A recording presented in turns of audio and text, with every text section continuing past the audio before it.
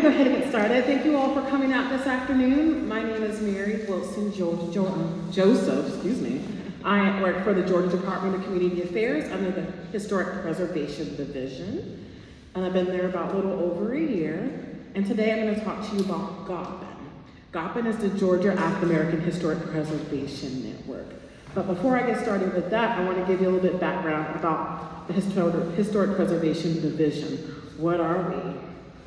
Our office was created through the passing of the National Historic Preservation Act in 1966, which is why we are both federally funded by the National Park Service and through the Georgia State Legislature. So we have different jobs from outreach to, as well as tax incentive, National Register, and then environmental review. And those are part of our departments in the Historic Preservation Division. We're also known as Georgia SHPO, which is we do a lot of acronyms in historic preservation, which just means it's the State Historic Preservation Office. So we can go by Georgia SHPO, but most of the time we do HPD, which is Historic Preservation Division. So what do we do? Our office handles different programs, including, like I said, the National Register, environmental review, tax incentives, and outreach. But to sum up exactly what our office does, we carry out federal and state mandate historic preservation activities and provide historic education and training, local technical assistance, and statewide support. Our mission is to promote preservation and use historic places for a better Georgia. So what about GOPN? I am the African American Programs Coordinator for the Historic Preservation Division. So I work under the Georgia Department of Community Affairs, but I'm also the liaison for GOPN, which was established in 1989. A little background before GOPN was started.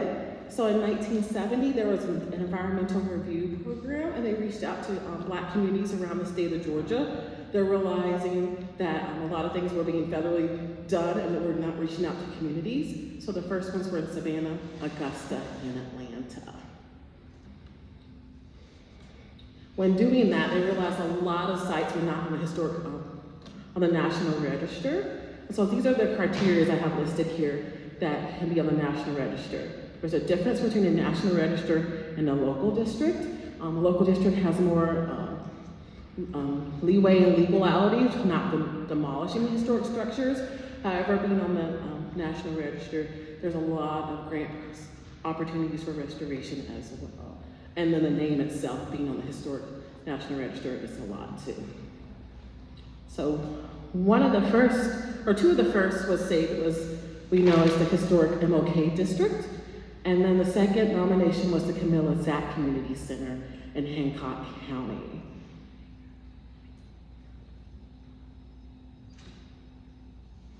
Other examples are listed here. So the volunteers around the state of Georgia began cultivating partnerships with the HPD. And so these are, like I said, some of the sites. So one in Athens is the Morton Theater, where a lot of African Americans, like the Chitlin Circuit, was involved. The Hamilton Plantation Slave Cabins in St. Simons, and the Academy in Liberty.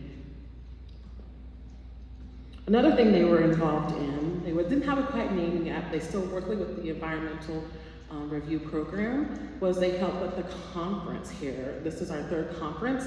And so they did a lot of walking tours. The first one was here in Atlanta of the MLK site, and they had a lot of HPD educate African American communities about historic preservation. Another great resource was the Historic Black Resource by Carol Merritt. She was a former HPD staff, and this handbook included historic perspectives of African Americans in Georgia, outlined guidelines for identity and evaluation and African American properties, and provide overviews of major types of historic buildings associated with Black history here in Georgia. With that said, with Carol Merritt, a lot of people started coming to her, and Dr. Elizabeth Lyon. With the partnership across the state, Dr. Elizabeth Lyon, who was then the State Historic Preservation Officer, had statewide meetings and conveyed a committee which was called the Minority Historic Preservation Committee and Network. Another long title. It was formed and encouraged for people to put things on the National Register as well. So you see the map here, we have 12 regions. We try to make sure everyone's represented from those 12 regions. And then I talked to some former Gotham board members, and they hated the name Minority Historic Preservation Network, and that's when it was finally changed, I think in the early 90s, to Georgia African American Historic Preservation Network. I like to post all their names of the the founding committees, because a lot of them I do not have photographs or what they did. I have a few, but I want to put out their names and show them, and show everyone what they were doing around the state of Georgia. And I'm kind of happy because someone from my neck of the woods, Susie Wheeler from Cassville, she was a former member. Some of the achievements was in 1991, in February, the technical assistance provided from Georgia Power a series of posters that were designed to feature churches, schools, houses, and community landmarks. These posters were presented to Governor Zell Miller in the state capitol to celebrate Black History Month. Pictures Zell Miller is Cheryl Frazier from Columbus, and she was the chair from 1999 to 2001.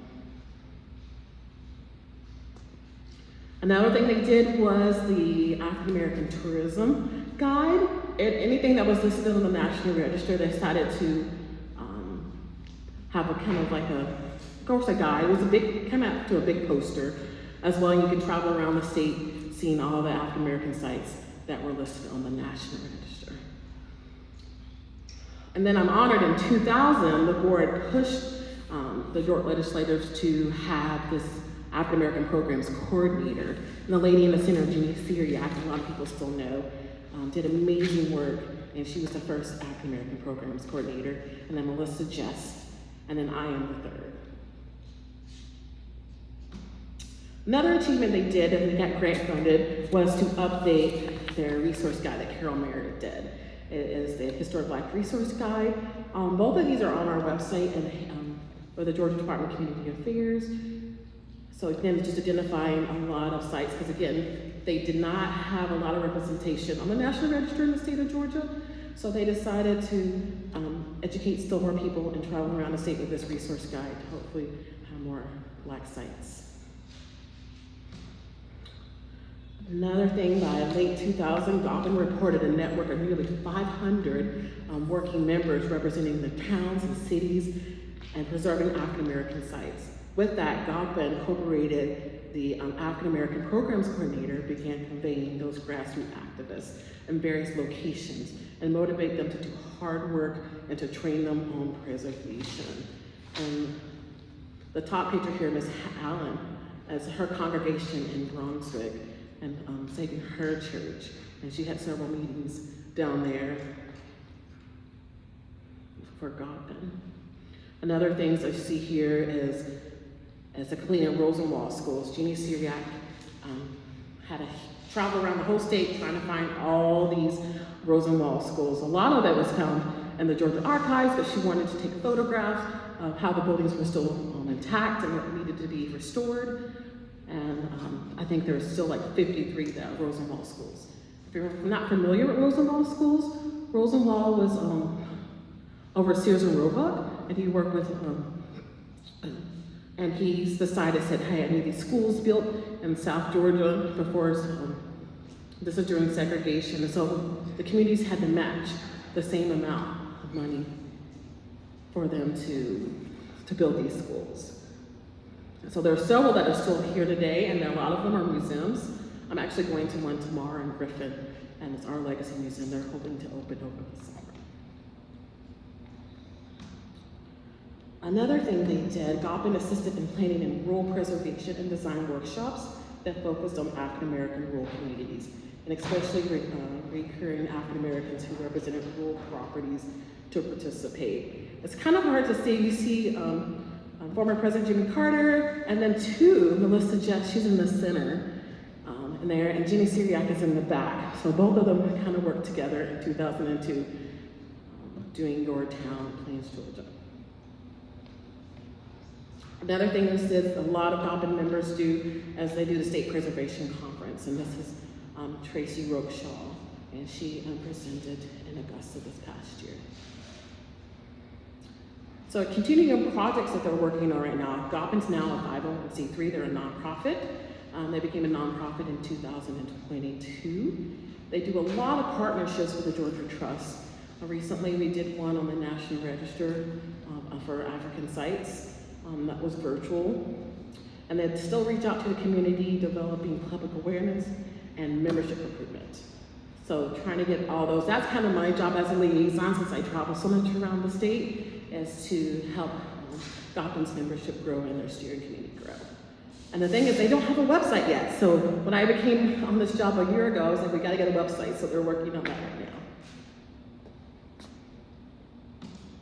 So what do I do as the African American Program Coordinator? Well, first, since I work in the outreach community or department, so they have the Centennial Farms, which is a great project. They're looking for soon for people, if you know any farms that are 100 years or older, please submit that. We're looking for tons of farms. Certified local government programs, of course, our statewide conference, preservation planning, and historic preservation ordinance. So that's what my department does. And then I like to put a shout out for Thomasville, for Main Street. We do a day conference on historic preservation. And of course, the conference amazing went on last year, just meeting and networking with other main streets around the state of Georgia and seeing what they're doing. It's a great networking opportunity. And of course, if you have the love for history, I recommend, or just architecture or anything in history, go to our statewide conference in September. It's in Columbus this year. So what do I do? My three main goals when starting this position, I'm providing resources, I do site visits, and I educate about historic preservation. So those are my three goals. So the ways I reach out to the public is the Reflections newsletter. I have two different Reflections newsletters back in the back table there. They come out quarterly. I'm having trouble finding people to write articles, so they come out 3 times a year right now. Jeannie Syriac, my predecessor, is the one that started this Reflections newsletter. It's great historical histories from upcoming events to past events, anything African American related in the state of Georgia, we try to publish in our Reflections newsletter. Of course, I do a lot of historical events. This picture in the center is when I went to Morehouse last summer with the Georgia Historical Society's marker, and I met some of the professors there. And they're actually trying to start a heritage preservation major, so I hope to get involved with that. They started the initiative, so I'm hoping to connect with them and their students on historic preservation. And another thing is site visits. So I go out to sites and see and kind of assess what's going on in the building and hopefully give them recommendations. I don't have all the answers, so I go to my office and say, contact this person, or even a community that's going through the same scenario. And like you reach out to this other community, they can help you and guide you to, because they kind of went through the same thing as well.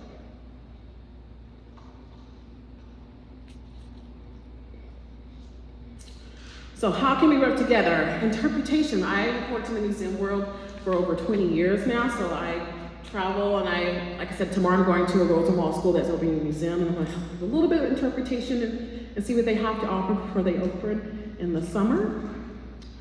So historic preservation information. If I don't have the answer, my other colleagues have great information from the National Register of Tax Incentive, and I can guide them in the system with that, and then programming as well.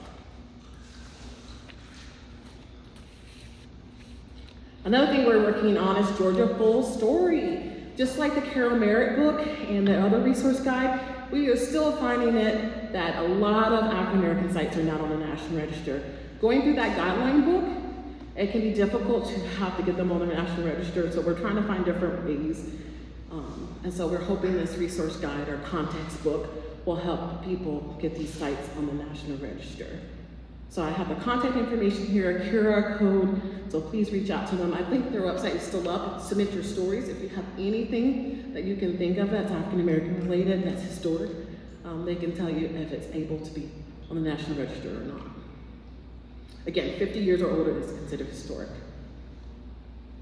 But it also has to have some kind of historic significance and the integrity of the building or site as well. Things I also am working on is the Oral History Project. Talking about Goppin, they hit the ground running. They didn't document a lot of things they did. So I found some original former members of Goppin, and I've done some oral histories with them. In fact, I interviewed Dr. Elizabeth Lyon last month, and she's the one that kind of started Goppin, so I got a full interview of her. So hopefully, when the website comes up, we can show clips of those, or even make a little documentary about Goppin. These are some of the chairs that I've interviewed already. Ms. Janice Sykes, she's one of the original committees on Goppin, so I'm glad she kind of took me under her wing and showed me the ways of how Goppin started. Mr. Carl Barnes, Isaac Johnson, you can see he was a chair for a very long time. He's from Augusta, and Dr. Alan Jackson is from Savannah.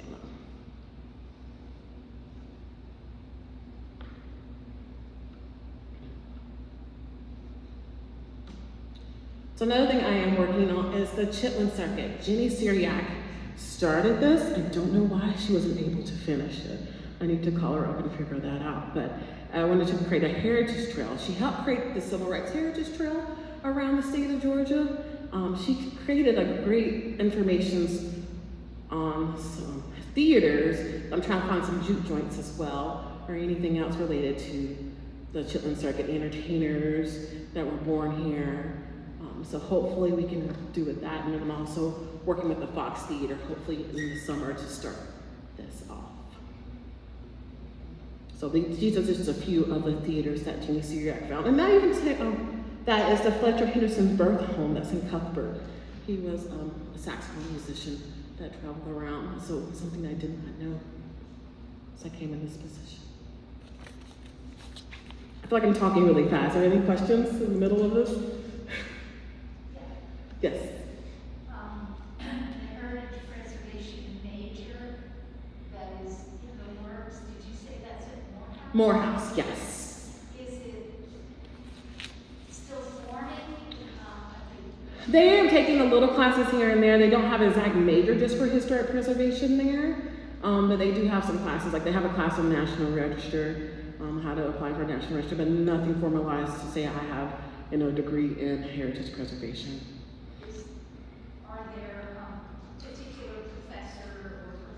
Yes, there was 2 of them in the picture. Let's see if I can go back.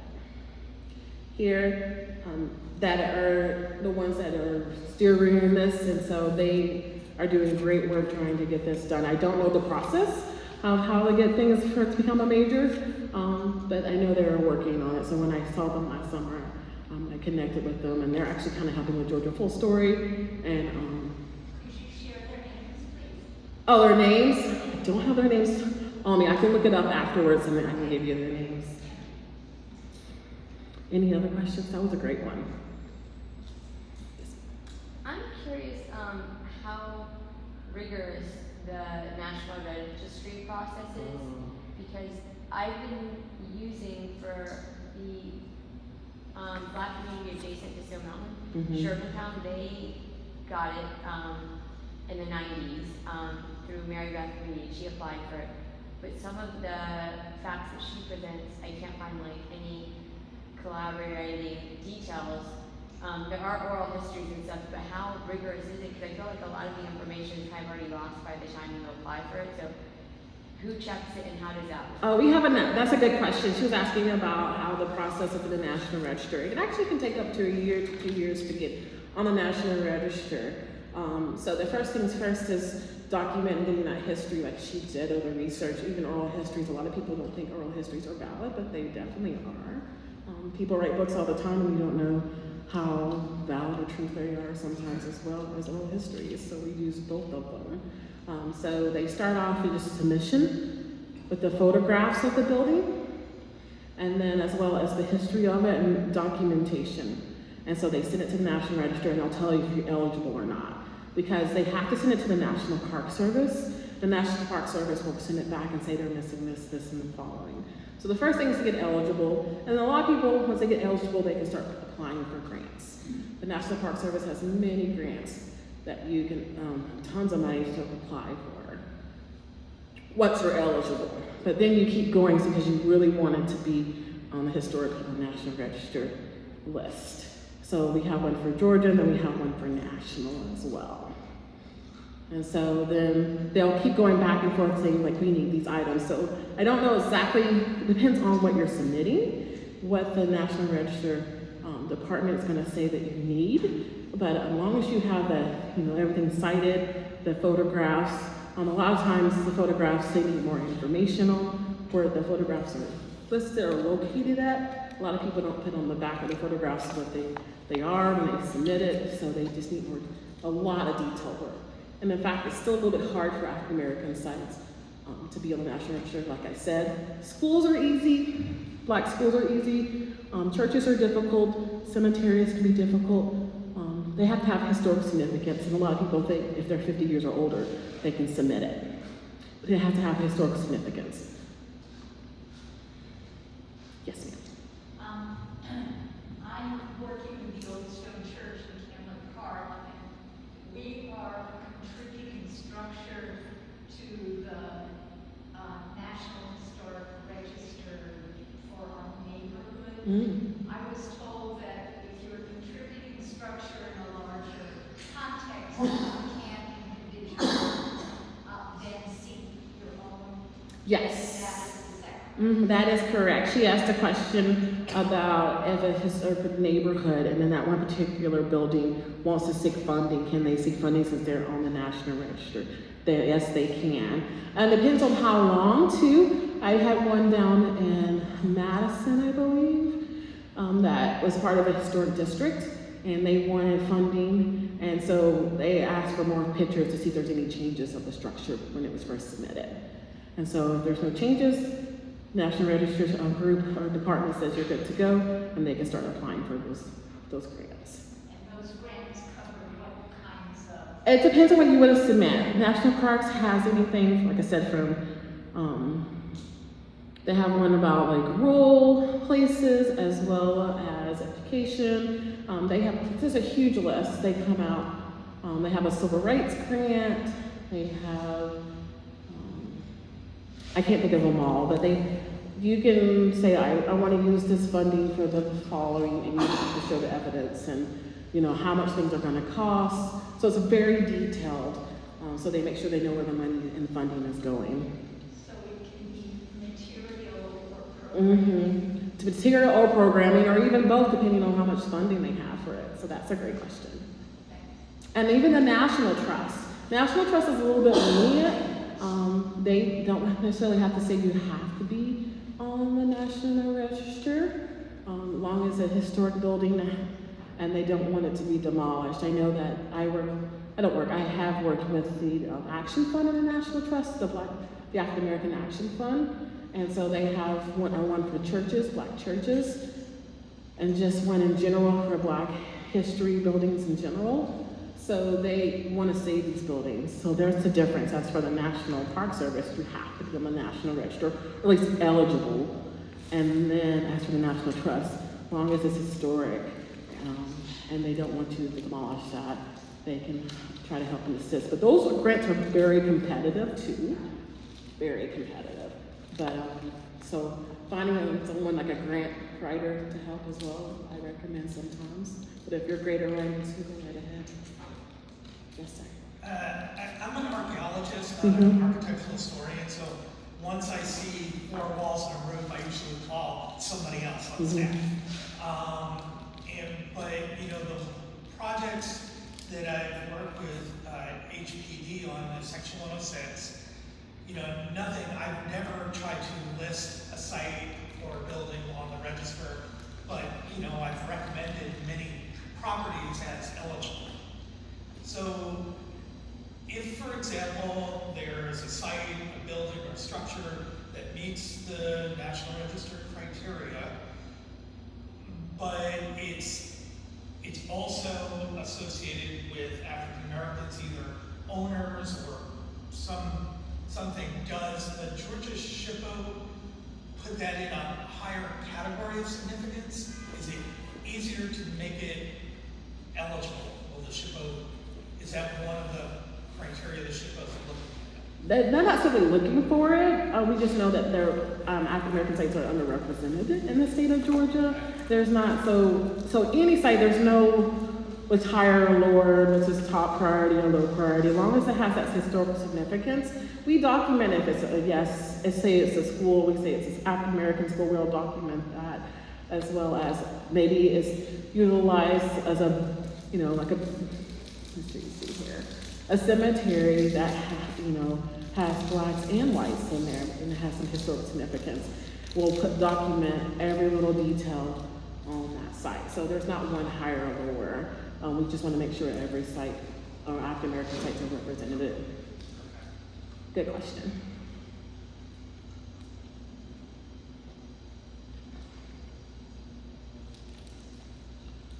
And so, like I said, I am still looking for members. We do have, like I said, all regions, but in Atlanta I have 2, but if anyone in DeKalb County is in love with historic preservation or history in general, you don't have to know all of it. We're willing to teach you, we're willing to guide you on that, and so you can represent your region and make sure everyone is included. I have one in Douglas and in Fulton, but why not DeKalb too? So please follow us on social media. We have updates all the time. We'll update you about our conference. Actually, Brett Legg, he is the assistant director of the National Trust, is our guest speaker for the conference. Well known, so I hope you guys enjoy. Thank you. I kind of went fast, so 30 minutes. But if there's any other questions, I'm happy to answer them. Again, please take my card. I will, like I said, I can answer any questions that you might have not thought of while you were here, or on the reflections, yes. What have been your favorite site visits that you've gone to and why? That is a good question. One of my first site visits was going to, I have a picture of it. Well, the historic building of it is the America's Colored Hospital. They actually were on the list of eligible for the National Register, and they are restoring the hospital. So just in that community, and then right across the street is a church that was abandoned. After the hospitals were integrated, a lot of people, unfortunately, a lot of African Americans were not hired at the hospital in America, so they went somewhere else, and they were members of that church. So the church and the hospital are both getting restored by the National Park Service right now. Is Section 106 also one of your responsibilities? I don't, in the division, yes. Okay. Yes, sir. Hi, my name is Vernon Park. I teach at Colorado University, and I'm also a filmmaker. And I just was when I'm working on another piece. Actually, I wrote an article for Reflections about the game supervisors. I worked with Melissa's guest, obviously, before she left. But I'm working on another project. And I'm just wondering, there's some pictures in this book. I'm sure you're familiar with it. And I'm just wondering, you guys have like archives here, about photos? About photos for our National Register, we document everything. So from the 1970s when they first started putting things on the National Register, we have huge archival files. And then when Melissa and Jenny Syriac, they kept everything, especially Jenny Syriac. I have boxes and boxes of hers, and that we're organizing right now because we have the Chitlin Circuit in one box and then another box and another box, and we're trying to incorporate it. So yes, we do have files. Unfortunately, the archives are not from the African American Programs Coordinator. They're not organized quite yet to get to the public, but if that's something you want to do, just reach out to me and I can try to find it for you. Great.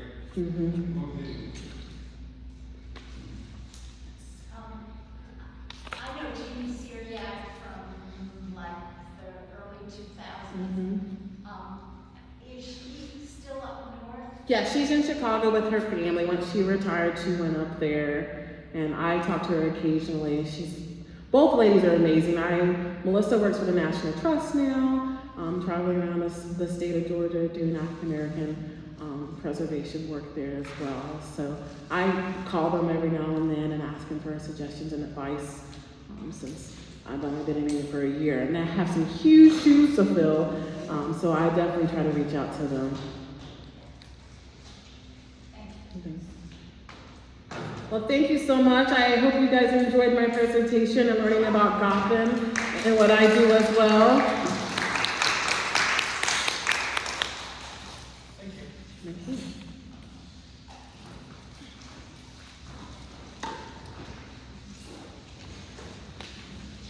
You saw the Methodist one, you said it downstairs?